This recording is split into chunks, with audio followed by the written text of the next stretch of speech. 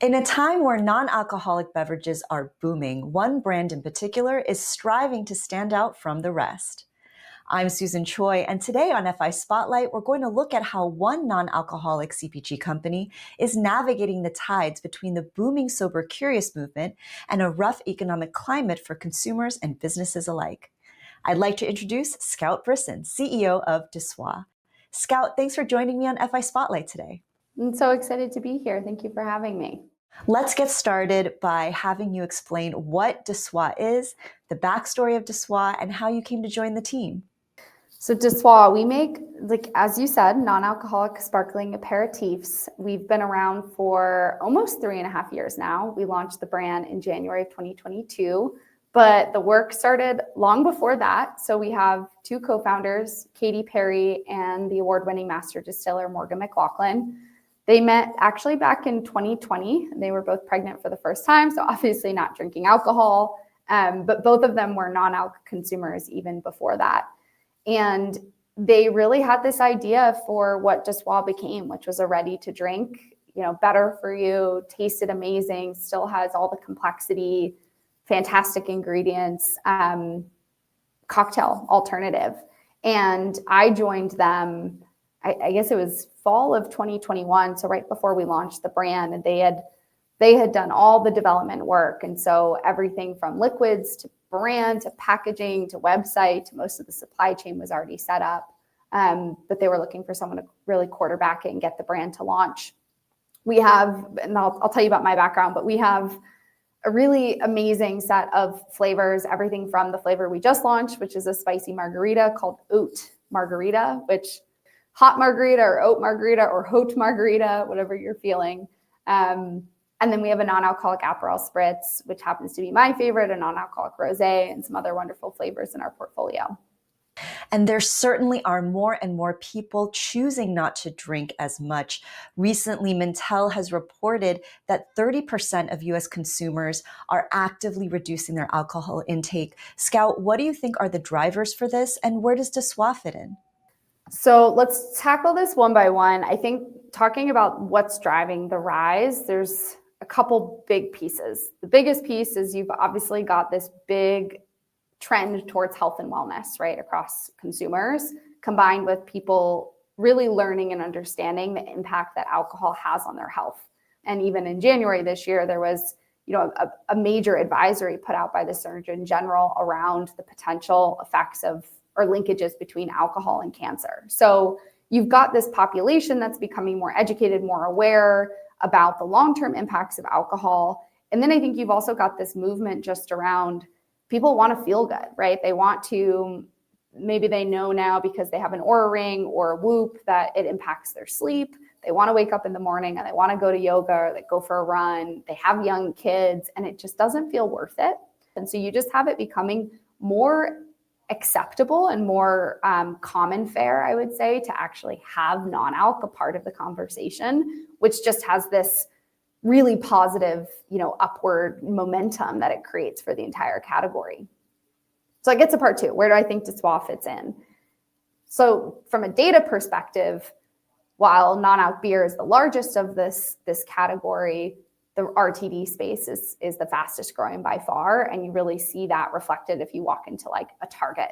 You'll see that the biggest assortment of non-alc products are RTD brands.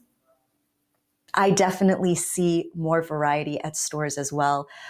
Let's shift gears talking about the business of 𝗟𝗏. You had a really interesting post on LinkedIn recently talking about return on investment on trade shows.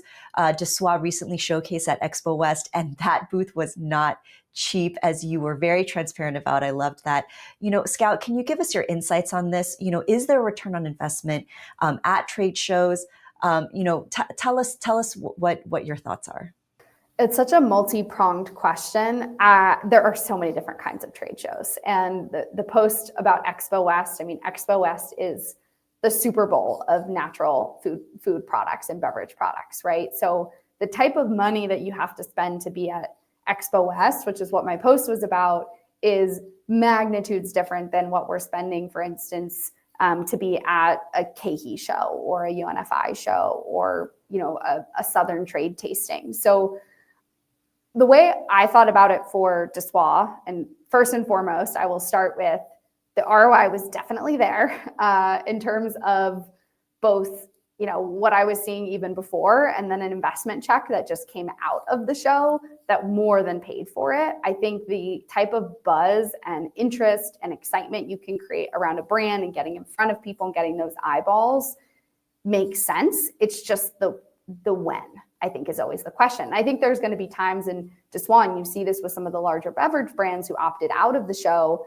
There might be a time where we say, yeah, even though we're bigger and we can more easily afford this within our marketing budget, we don't need to be there. I really look at trade shows on a case-by-case basis, and I think you have to go into it saying, well, what are my goals? Am I looking to land a retailer coming out of this? That's obviously the mecca and the hardest thing to guarantee, but at least knowing, okay, that's one goal out of 10 that I'm trying to accomplish.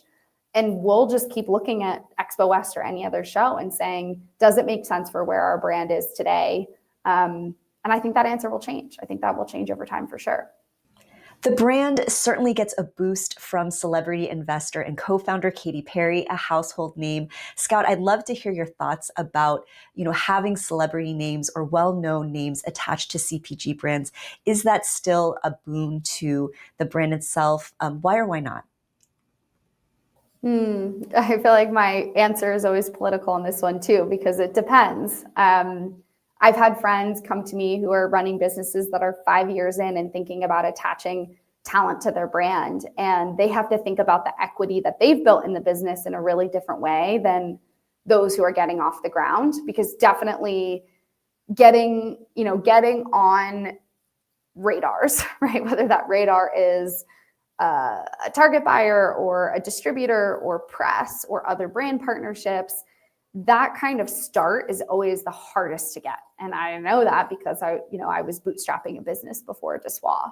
That being said, we are still seeing tremendous value in what Katy has to bring to the business. So 𝗟𝗏 is definitely not past the point that we, need that kind of support from our co-founder. Katy's fingerprints are all over this brand. It would not be what it is today without her, both in terms of what the brand looks like, what the product tastes like, to what we've been able to accomplish from a growth standpoint. All right, Scout Brisson, CEO of 𝗟𝗏. Scout, thanks again for your time. Thanks so much for having me on. And that wraps up another episode of 𝗓𝗏 Spotlight. I'm your host, Susan Choi. And remember, for more great content, just click on this playlist. Till next time, take care.